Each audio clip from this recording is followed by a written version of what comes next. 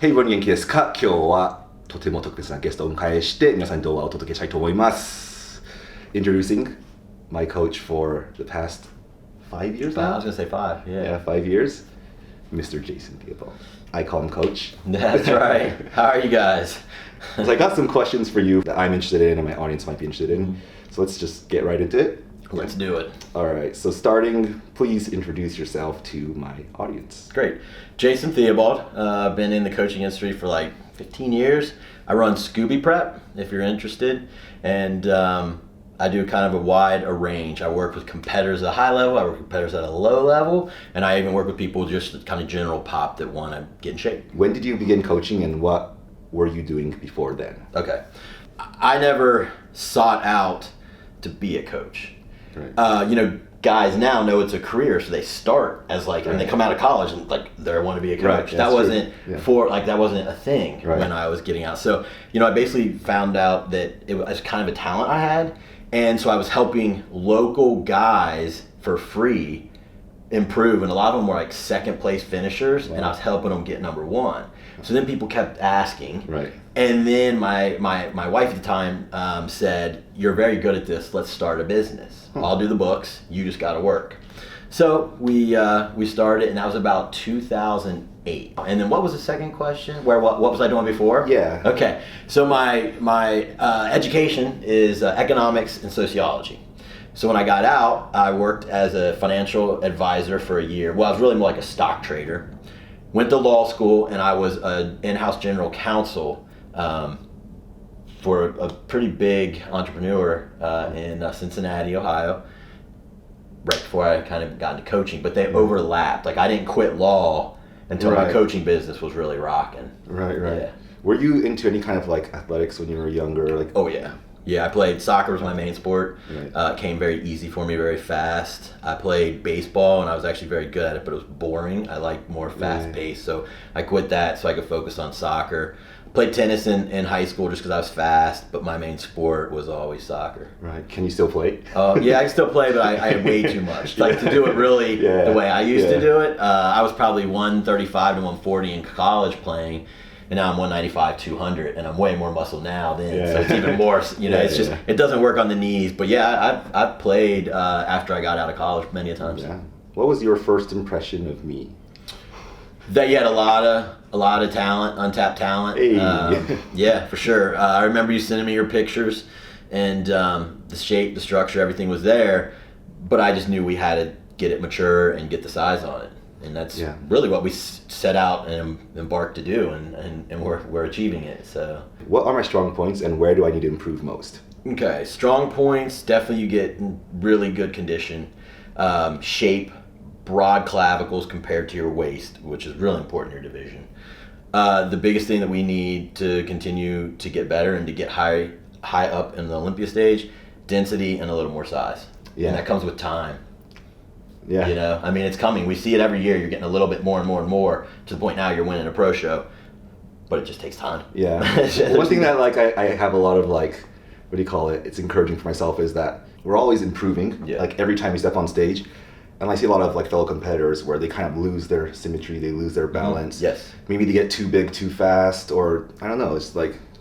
It helps to take your time to do it right, so you stay balanced, you stay injury free, and you can do this thing a long time. Right. Yeah. So a lot of my audience are surprised when they see my videos. With some cuts we've done, I didn't get any cheat meals. Mm-hmm.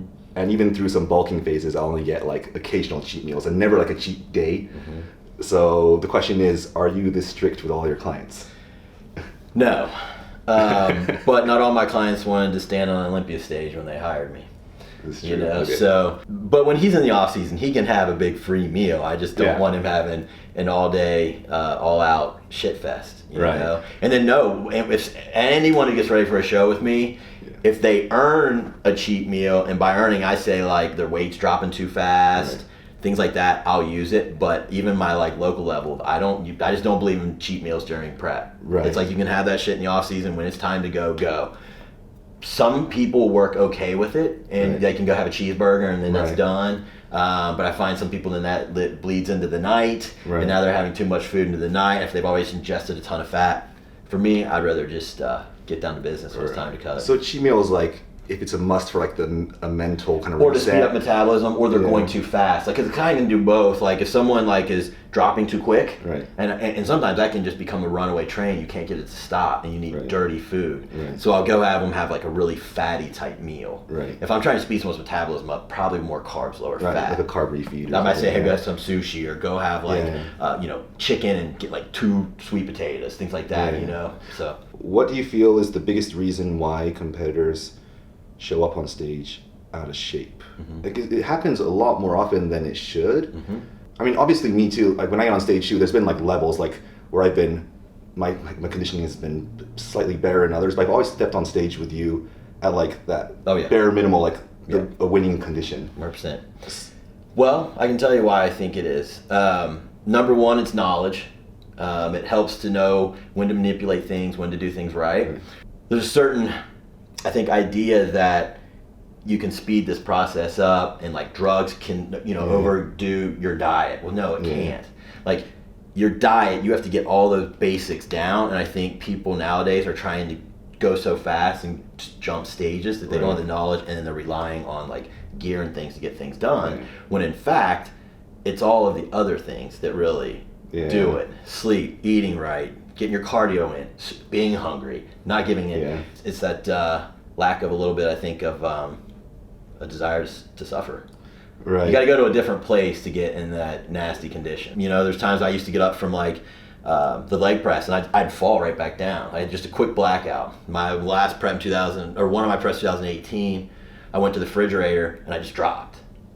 And it was like quick and I came to, but like that's just how worn out and beat up I was. But I was peeled. And so you got to go there, man, to get it done. It's true. If you're going in there and trying to like have an easy time, bodybuilding is not the sport. Not if you want to be good at it. Not if you want to be good at it. It's true. There could be like a recreational level of just showing up. And, correct. That's true. And there are guys that do that. They don't want to go any further than the city level or local level. Do you have like clients that are like that sometimes? Like, I do. And they usually don't stay with me in the off season. They go do their thing. They don't want the regimen. So they kind of like just want to eat free on off season. Yeah, and if they miss workouts, it is what it is, But then when it's time to be ready for prep, they're all in for 16 weeks. And then they, and that's just good. That's where they want to be with it, Is it typical, I guess, depending on the client and how their mindset is, like, I guess you decide how many weeks their cutting prep will be. Like, shorter is better for some, longer is better for some. So for me, here's exactly how I do this. I calculate their rate of loss. So I look at their body and I say, they're probably 22%. Right. So I run the calculation and I say, all right, there's then 28 pounds that we got to get off for stage. Well, that's a lot. So like the best you can do is about 2 pounds a week without losing muscle. So they're at least looking at, what would that be, almost 16 weeks? Right. So I'd probably just say, I need 20 from you. You got too fat, and now we're going to have to diet 20 weeks because I want to give myself time. Right.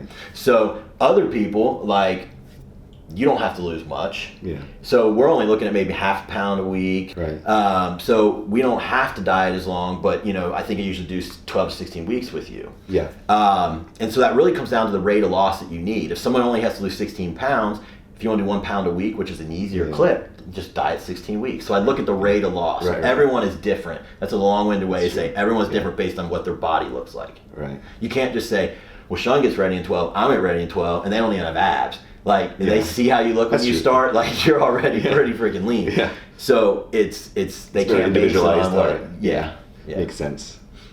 All right, so here's the last one. The stage is all yours. Anything you'd like to say before we end this video? Well, thanks for your time. If you've stayed this long, and it's an honor to be here and helping you. Because we started from amateur and have worked all the way up, and that's not always done anymore. People don't always stay loyal with their coach, and so I thank you for that. Having trust I could get you here, and let's just go kick some ass tomorrow. I'm just glad we're here. I finally got to meet Mr. Jason. I guess I'll put your Instagram website. Yeah, that'd be great. All right, so check it out. I'll see you guys later. またお会いしましょう. See ya.